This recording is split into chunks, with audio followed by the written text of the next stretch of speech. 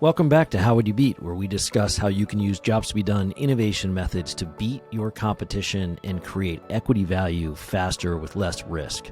Remember to subscribe and like this podcast. In this episode, we're going to look at healthcare. How would you beat your competitors in healthcare markets? Healthcare is obviously a huge domain. It is a meaningful percentage of GDP. So if you were going to innovate in healthcare to create equity value, how would you do it? How can jobs to be done help your product marketing and sales teams create equity value faster and with less risk in a market domain like healthcare? That's a great question. And so to get after this, we're going to look at the customers in healthcare. How would you define them? How would you identify attractive customer segments? And how you would create an innovation strategy to create equity value in healthcare. So to start with, Jerry, how do you think we should define customers in healthcare? How is that different from any other industry? Yeah, that's a great question. And the customer is everything. Healthcare is a great way to demonstrate the power of using jobs to be done to identify which customer you're targeting. So first of all, let's look at traditional customer definition methods, because why don't we just use the traditional methods? And the traditional methods include things like creating customer personas. And that seems to make sense. And, there's obviously a lot of value in a persona. You're trying to empathize and create a personality in a real person, even if they're fictitious, at least they're a human who is struggling. So you might, create Kate, who's a nurse, or Paul, who's a patient, or Sarah, who's a cardiovascular surgeon, and create profiles around those people. And those are really interesting ways to think about this, except they have some problems, is that they really can have characteristics, demographic characteristics, right? Are they old or young? Are they experienced? Are they inexperienced? Are they rural or urban? Are they high income, low income? It can get very confusing quickly about which dimension of their persona characteristics should you focus on, and which dimension of that persona is the actual cause of why they're going to buy your product. So, Jared, we think about it, that's the traditional way, but we think about it a little differently, and jobs theory shows why it can be valuable to identify customers in a different way. So how do we do that? Yeah, and I think one thing to say about personas is that you can use them well as long as you include what their goals are and what their struggles are to achieve those goals. It's when you leave those out and focus only on their characteristics that you miss the key reasons why you should target that particular persona and what you should do to help them. So the way we define that to bake it into the customer definition is we break the customer into three different types. You've got a job beneficiary, who is the person who benefits from some goal being achieved in their life. The job beneficiary is really why the market exists, because they benefit from achieving that goal. They're looking for new solutions to get that job done. And we've got the job executor, who's the person who is doing the work to get the job done. So they may or may not benefit it. In some cases, they actually benefit from the work being a little bit harder because it means they keep their employment. So you see some markets where there's a lot of administrative work to do to get the job done, and there are some people who are hired to do that administrative work. And if that administrative work goes away and makes it easier for the job beneficiary, then the job executor goes away too. They lose their employment, they lose their occupation, or in a best case scenario, they get reallocated to doing something else. Just a quick example of that to demonstrate the difference between job beneficiaries and executors is SaaS market. It's such a great example because before SaaS, as people may know, before SaaS you had to install an application on your desktop or laptop, and if you were an enterprise, you had to install an application on your servers to allow your employees. It's called on-premise software because it was on the company's premise, actual physical premise. Now it all exists in the cloud. And what happened there was the IT managers, the people who had to set up all this on-premise stuff and give you access to the applications, were these gatekeepers, and they were part of helping your company, install a CRM system. But obviously, not having to install it at all is a huge advantage. You just eliminate the need for any IT manager to manage Salesforce, because you can just, any human can go in and say, Does Jared have access to our CRM system? Yes or no? And at what level? So there's no installation, there's no configuration, there's no administrator. There's still access, but it's very, very easy. And it removed IT managers, which installing software, enterprise software, used to be a multi-billion-dollar business, and now it's zero. So that's because the employee is the beneficiary. The manager, the executive who's getting the employees on the application are the beneficiaries. Yeah, and you can see that in especially small and mid-market businesses have few, if not any, IT managers. They literally just don't have the function, whereas large enterprises still do, but they're really focused on security and networking and a bunch of other things. Yeah, and in healthcare, it's the exact same thing. The example we love to use is a phlebotomist, who is helping a patient or a doctor obtain a blood sample to diagnose a disease, for example. And a phlebotomist is a very complicated job. You have to get a lot of training to stick a needle in someone and draw their blood. We've all experienced it. And yet a company called 7sense we worked with invented a device that allows a patient to do it themselves. So no need for a phlebotomist. You can just stick this thing on. It's painless. It draws your blood. You can't mistake it. It's very accurate, incredibly fast and painless. It's a beautiful device. It's only being used for clinical drug trials. You can't get enough right now blood for diagnosis, but that's where it's going to go. Someone will invent a device and you'll never have to get stuck by a phlebotomist ever again, thankfully, because no one enjoys that experience.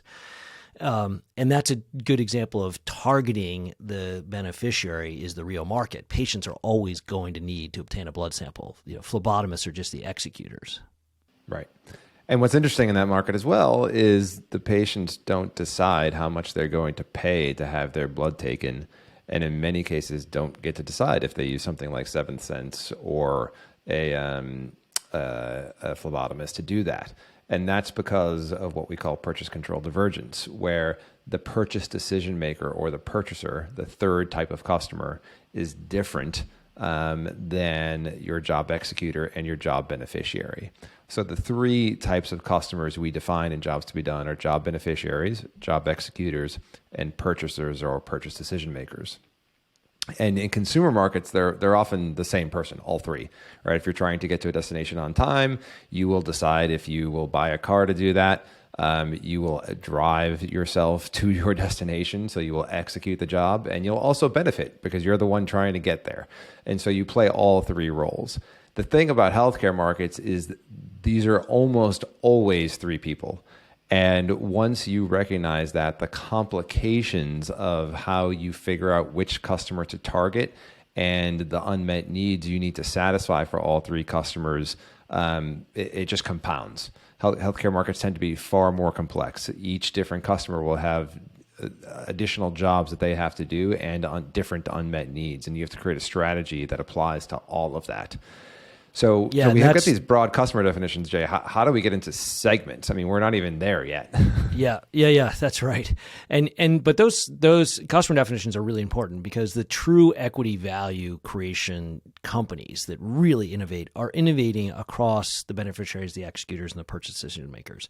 And it makes sense. You can't have an incredible solution for a patient that insurance company's not going to pay for. Because you've got to understand what the insurance company, who is the payer, whether it's the government or private insurance, they're going to put it onto their system because it's got some sort of benefit for the beneficiaries, the doctors and the patients, the nurses, even the hospitals.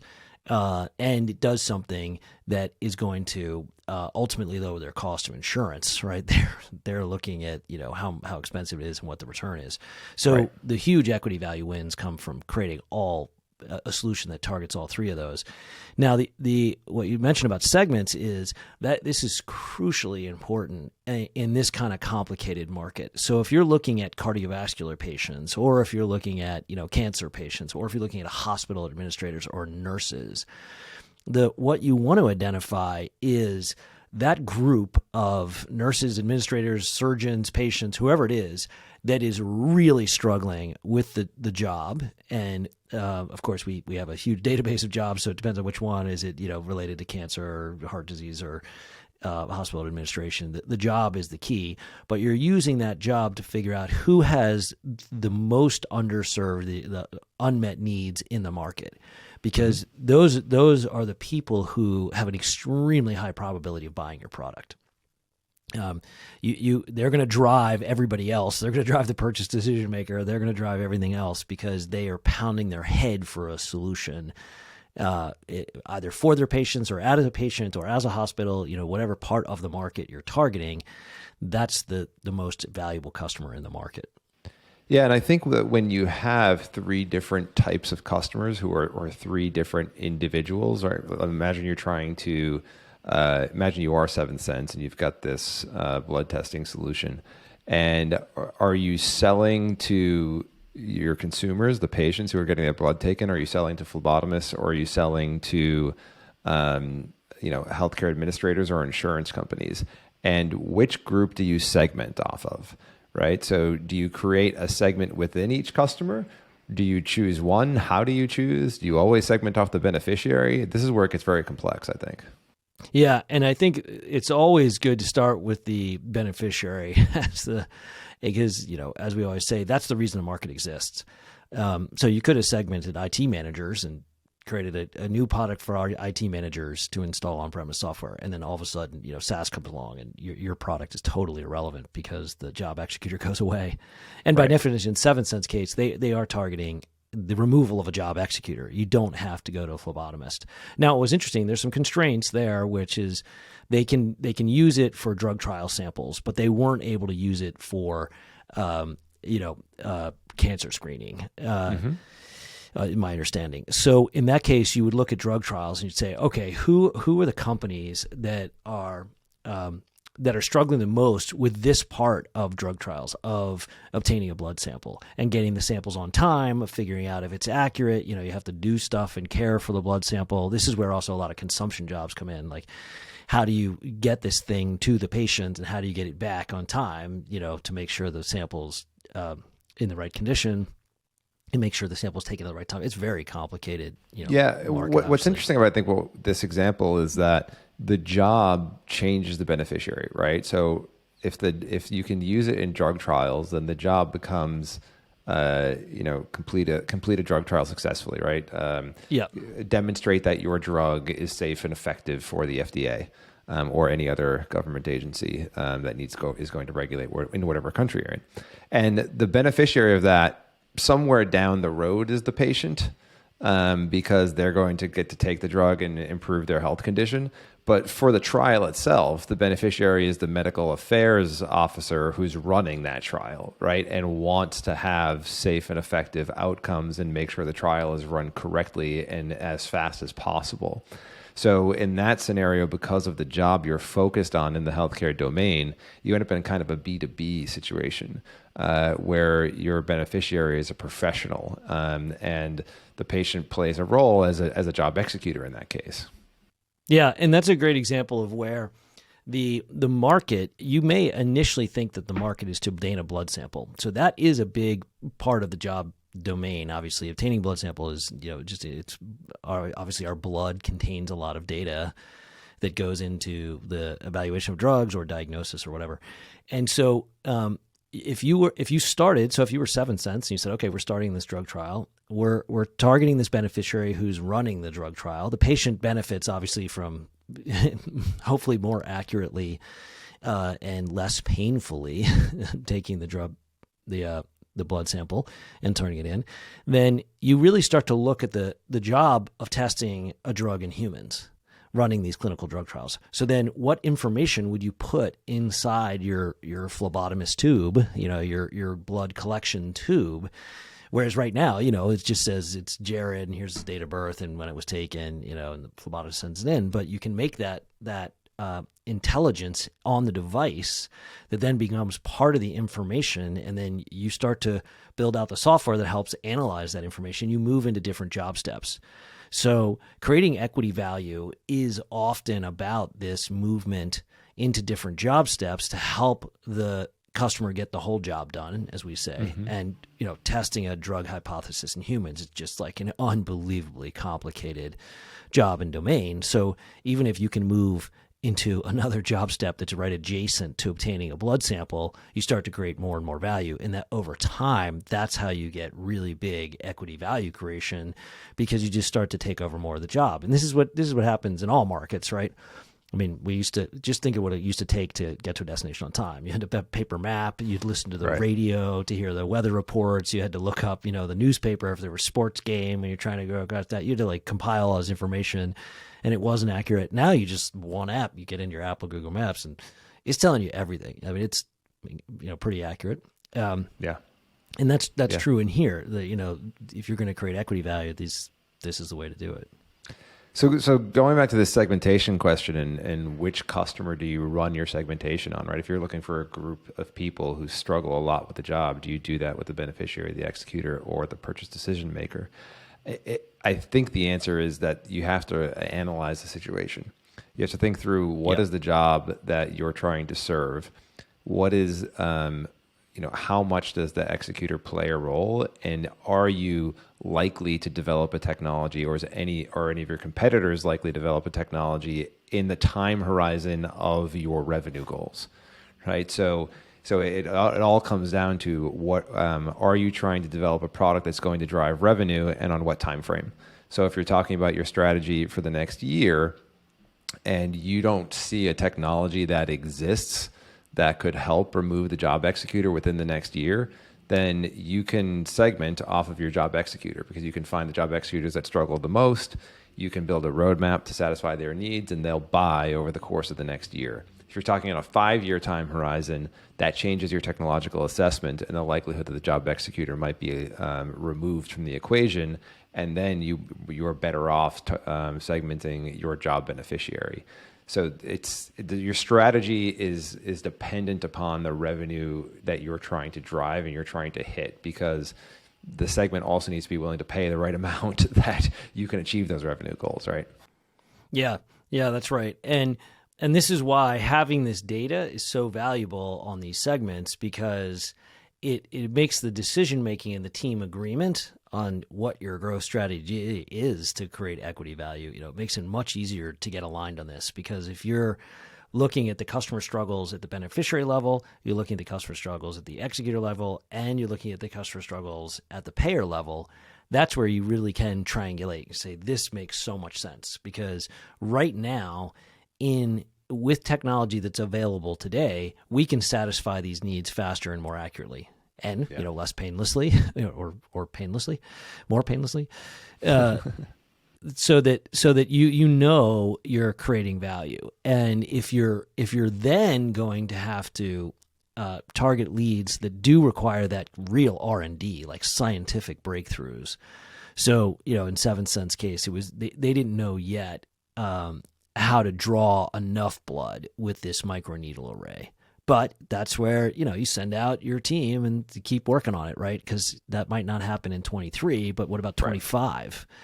Right. Then you're really targeting not just drug trials, you're targeting every single person getting a blood test every day in the United States. That's a big market. Right. And then the other is that, once you take the blood sample and you're diagnosing it, being able to say, okay, can we diagnose more accurately? What do we need to look at there? And that's also where you can get into acquisitions, because, if they're not currently in that business, there could be a new diagnostic company that's taking that kind of data and building stuff. And that it's a great partnership between them, because you help get more of the job done. Yeah. So you have different strategies on different time horizons. And I think, we should take a second to articulate how we define a strategy and jobs to be done. So you've got the customer that you're going to focus on, whether it's the beneficiary, the executor, or the purchase decision maker. You have the job that you want to get done for them because you think that they're willing to pay to do that a lot better. You have a segment, a smaller group of those customers that are struggling to get the job done and are willing to pay enough that you can focus only on them and achieve your revenue goal for that time horizon. And finally, you have the unmet needs that you want to satisfy for that segment. So how do we think about unmet needs in healthcare, right? We've got I think the most interesting example to me is when we look at condition markets, right? So let's say you want to go after live well with type 2 diabetes. There's a lot of people who have type 2 diabetes. It's a very difficult condition to deal with, right? To have a nice life while you have it. There are unmet needs there. How do we figure out what they are? Yeah, that's great. And the good news is they are knowable. the needs are all knowable. So what does it take to live with diabetes, right? That is an incredibly important job for, unfortunately, a growing number of Americans. And so that's a lot of complicated information. And, we always say this, but a job is a goal you're trying to achieve. So live well with diabetes. That's a goal. Like, I don't want it to like destroy my life, or I want to minimize the disruptions, and I certainly don't want to increase my health risk because I have diabetes. What can I do to, reduce the potential for other things to happen that are adverse to my health? So in that case, there are a set of variables, and this is what we always, do is start with this kind of analysis and demonstrate that there are a series of variables within living with diabetes that are knowable and that are independent of any solutions or products. There's no need to use AI to live with diabetes. Right. Maybe AI will help with some element of diabetes, but that's not what's critically important part of the job. No one wakes up. Yeah, it might drive a solution, but it's not what the customer is trying to solve on the day-to-day basis. That's right. And the reason it's so valuable to drive equity value in healthcare markets is because the cause of why someone purchases a product, which is they struggle to get the job done. In other words, the variables in the job are very hard to get accurate information on. They're very hard to use to make decisions accurately, et cetera, et cetera. So the innovation strategy really has to be based on the unmet needs that are in that segment, because that enables you to prioritize what problem to focus on. So a simplified way is you're creating an innovation strategy because someone has a big problem that needs to be solved, and you just need to figure out where to focus. That's what your strategy is. Like living with diabetes, that's a very high 30,000 foot look at the market. That's not enough for a product team to say, okay, here's a feature we are going to build on a product or service that's going to create customer value and equity value. Yeah, and I think one of the things that's super interesting about healthcare markets is that there's a lot of clinical information out there about how patients struggle with certain conditions. And that's a piece of the puzzle, right? So you can look at, the well-known protocols for staying healthy while you have type 2 diabetes, and that's a great piece of information to help you understand what all the variables are that go into getting that job done. There are a series of milestones that you have to hit and be aware of. There's data that you have to measure in order to stay healthy while you have diabetes. And the clinical studies can tell you how various populations fail to meet those milestones on a regular basis. Their metrics are off. They're struggling to stay healthy, and they can tell you how they're struggling. Now, there are also lots of examples of products that have gone out there and tried to solve these clinical problems that haven't been adopted. And the question is why? And Jobs to be Done, I think, provides a really interesting answer to that, which is the patients may not perceive that to be their own problem. And so in healthcare markets, there's a difference between what the clinical studies say is the problem with the condition or the problem that patients are having and what patients perceive their problem to be. And it's very hard to sell something to somebody. It's very hard to sell a solution to a problem that the customer doesn't perceive they have. Yeah. I think this is really critical in healthcare. Yeah. And it's interesting because, a job is obviously a series of decisions and information that you need to gather to achieve the goal. And I mean, I think everybody knows, I should eat healthier, I should exercise more, and I should get more sleep. I mean, the basics help, but even that is hard, right? So you add in having a health condition, diabetes, CPOD, cancer, cardiovascular disease, like all the potential problems, long COVID now, right?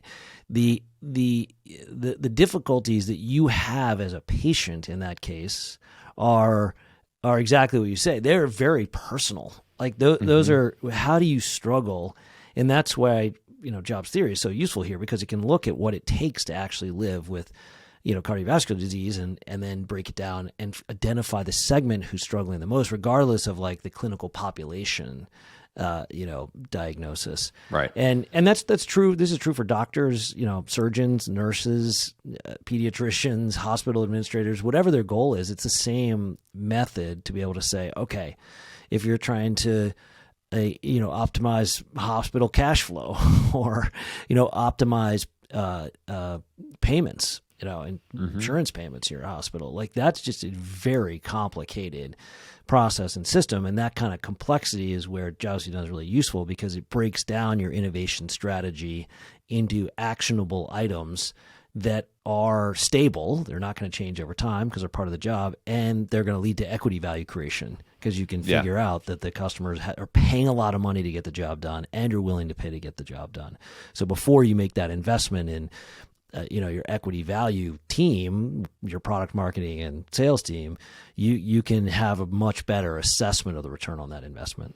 Yeah, I think that's super interesting, to create that assessment and de-risk what you build. And I think one way, a technique that I think is really useful in healthcare markets is if somebody is aware of a population problem or a clinical problem. Like, for example, we don't have enough data about the glucose levels of people with type 2 diabetes.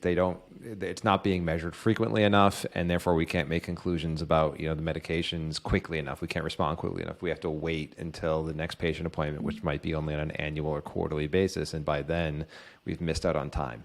You could call that a problem, kind of with a condition, right? It's kind of a medical problem. But then the key is, do the patients think about it that way? Are they sitting there around going, my problem is that I'm not measuring enough, and I would really love to measure more? Or are they saying, my problem is I'm being told to measure, and it's really painful? Or my problem is that every time I measure, I get these numbers, and I don't know what to do with them, so there's no benefit to me, so why would I bother measuring? And it's that next step. It's not saying, like, there is a problem in the world. It's saying there is a problem a person has. It's recognizing that there are some humans out there who should be aware of their issue. And people often say to me, like, I want to solve this world problem. I hear our entrepreneurs talk about this all the time. Like, I want to solve the fact that there's too much carbon in the atmosphere. It's like, great. I agree that that's a problem and it should be solved. But if you want to create a business, you need to figure out which individuals are trying to solve that and are struggling to do it and are willing to pay to do it better. And that's true in healthcare as well. Yeah, and you can see, let's do a little innovation session here off this innovation strategy on blood glucose for diabetes. Clearly, I can't say that word. And the way that you would think about it is, the patient should have to absolutely do nothing. That is the goal. We always say there's a Pandora for every industry, because Pandora, you just push a button and create a mood with music. There was no playlist. There was no searching through the store. There's no organizing them, figuring out what mood. You just push play and you're in the mood. That'll happen here too. So if a different job beneficiary, let's say it is the doctors or the hospital system or the insurance companies who are trying to look at a patient population of diabetics, and they're trying to use this information. And obviously the information is very valuable to the actual diabetic, because it tells them, hey, this is when you need a shot, and, the whole process, right? It's valuable information. So you could see where gathering that information, which is a huge steps in any job, gathering the information and making sure it's accurate, right, and understanding it is super important. And it's being automated. So your watch, the Apple Watch, every time they release a new one, it's more healthcare data. And now you can see that for a diabetic, just having, maybe it's an armband or maybe it is a watch, and it gives you a tiny microneedle prick that you don't even feel. Now, whether you could get enough blood, that's another question. But you could see how it becomes something that's somewhat automated like that. And it automatically uploads that data. Yeah. It's saying, okay, this goes to your doctor, it goes to your healthcare provider, it goes to your insurance company, it goes to your team that is going to say, Jay, you're doing okay, or, oh my gosh, something's going wrong, we need to adjust, here's what we do. So you can live your life, automatically as a diabetic without having to worry about that one element of the job. And that happens. Go ahead. That happens in every market. This is where all the markets will go towards, you push one button and the job is done. Yeah, and I think the Apple Watch is a really especially good example. Like, every now and then I'll notice a red light underneath it, and I'm like, oh, it might be doing like a low fidelity EKG or measuring my blood oxygen content. And I'm pretty sure it has alerts in the system for when the numbers go awry. And then, you can contact your doctor and get a higher fidelity test and identify if there's a real problem going on. But that early warning is impressive. And it's coming from a company that other healthcare companies might not think is a competitor threat until it starts happening. Yeah. So it's one of these examples of a non-traditional competitor or an indirect competitor, right? It's not an insurance company. It's not a hospital facility. If you're Philips, you're not looking at Apple, who's like, doing music distribution and music players and, telephony and all these other things and saying, gee, we better watch out for them in health, until they do it. And it's a great example of, if you have technology and you have a good understanding of the customer's job, you can get into markets that you're not known for.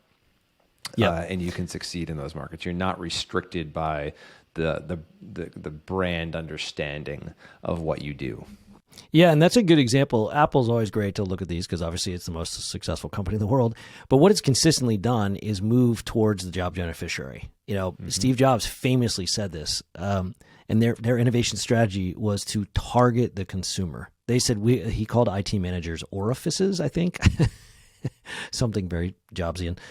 But he was very meaningful. He said we're going to target consumers. That's why people ultimately, at the end of the day, these are the customers we want because we're going to change their lives. It's the intersection of science and liberal arts, as he famously said, and we're going to help them get jobs done. And I always love that Apple kept the mouse at one button forever, not because it was some puritanical like Steve Jobs mission, but he wanted the software to be so simple that any consumer could use it. You click a button to get the job done. Right. It was a constraint on the hardware and software designers to make sure they made the software easy enough to use. And that's really what they're doing with patients here. They are targeting patients by saying, look, and I bought an Apple Watch for a good friend of mine who lives in a pretty rural place. He's older. He's had some health issues. And just for the emergency notification, he's not in a city where he just dials 911, an ambulance shows up in 30 seconds. Right. I want to help him, obviously, if he has another health condition. So it's super valuable to target that. Now, you can't perform cardiovascular surgery on yourself yet. You still need, the healthcare system, but you should always be thinking of the beneficiary. So that's how, you want to define the customer.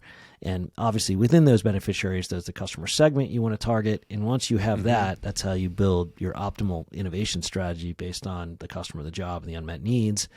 And all of this is how it comes together to create equity value in healthcare markets. And that's what we ultimately want is growing more effective healthcare solutions that are creating equity value because they're growing because they're helping the job beneficiaries. That's really the key. And just one last point on that is, you can dismiss Steve Jobs as a competitor if he's saying we're going to target consumers and you're Microsoft or you're Philips and you're saying, well, we're B2B or we're a medical company. We target other businesses or we target hospitals. There's always a human at the end of a purchase.